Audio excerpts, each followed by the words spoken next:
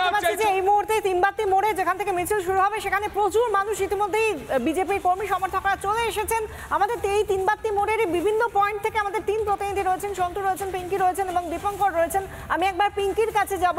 পিঙ্কি, এই মুহূর্তে তুমি যেখানে রয়েছো সেখানে ভিড়টা কিরকম এবং মিছিল কখন শুরু হবে এই নিয়ে কি কিছু বলা হচ্ছে ইতিমধ্যে?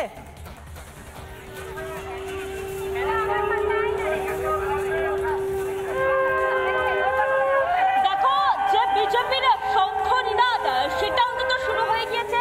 তুমি দেখতে পাচ্ছ শঙ্খ বাজিয়ে মহিলারা এই মিছিলের শুরু করবেন, এই মিছিল এখান থেকে হাঁটা শুরু করবেন শঙ্খধ্বনির মাধ্যমে। তারা কিন্তু এই মিছিল থেকে ডাক দিচ্ছেন। যারা রয়েছেন তাদের সঙ্গে কথা বলি। এই শাঁখ বাজিয়ে কি বার্তা দিতে চাইছেন? এই শাঁখ বাজানো, শাঁখ হচ্ছে আমাদের হিন্দু ধর্মের জয়ের প্রতীক। এই বার্তা দিচ্ছি মমতা ব্যানার্জিকে, উনি পরাজয় নিশ্চিত, অবিলম্বনে উনি পদত্যাগ করুন।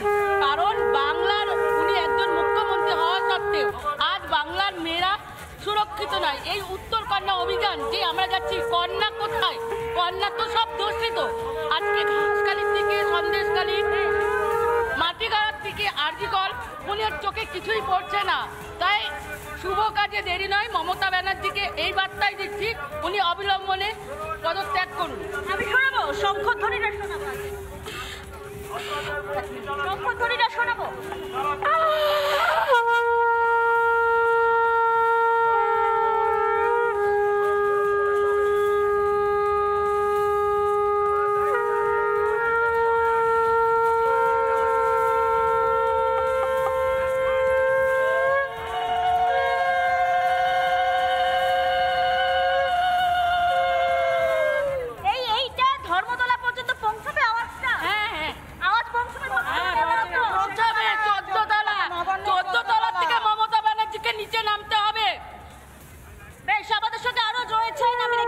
একদম প্রথম সারিতে মহিলার সাদা, লাল সাদা পাড়ের শাড়ি পরে শঙ্খধ্বনির মাধ্যমে এই যাত্রা আজকে শুরু করবেন, এই অভিযান শুরু করবেন। আমি আরো একজনের কাছে যাব, যারা কথা বলছিলেন তাদের সঙ্গে কথা বলবো।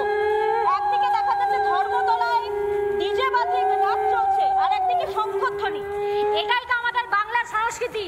ডিজে বাজানো তো আমাদের সংস্কৃতি নয়। বাংলা যেটা সংস্কৃতি সেটা তো ভুলতে বসেছে।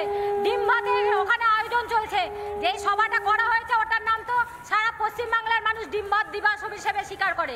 কেননা ওখানে যারা মারা গিয়েছিল, যাদেরকে শহীদ বলে দাবি করা হয়, তারা কি আদৌ শহীদ হয়েছিল? কেননা আমাদের দিদি তখন কংগ্রেস করতেন। কংগ্রেস মরেছে, কংগ্রেস মেরেছে কে? মেরেছে সিপিএম। এখন তারা আবার বিজেপিকে হারানোর জন্য হাতে হাত ধরে। আমরা দেখতেই পাচ্ছি এই মুহূর্তে তিনবাত্তি মোড়ে রীতিমতো একটা রং। নানা ধরনের কন্টেন্ট দেখার জন্য লাইক করুন, শেয়ার করুন আমাদের ফেসবুক পেজ, সাবস্ক্রাইব করুন আমাদের ইউটিউব চ্যানেল।